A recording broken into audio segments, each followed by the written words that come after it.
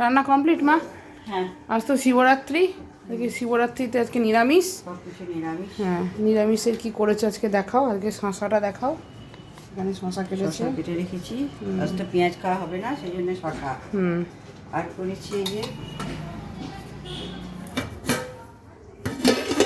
Fried rice, mixed fried rice. Mixed কেন বলছো? ইয়েতে ভেজ, ভেজ। পনির দিয়েছো শুধু? পনির দিয়েছি, কাজু, তারপরে বিনস, গাজর, কাজু কিশমিশ, সব রকম নিরামিষ। নিরামিষ।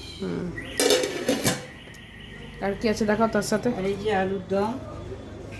আলুর দম। দিয়ে দাওনি কেন মটরশুঁটি? আরে ভুলে গেছি, মটরশুঁটি ফ্রিজে ঢোকানোই থাকবে। সেই।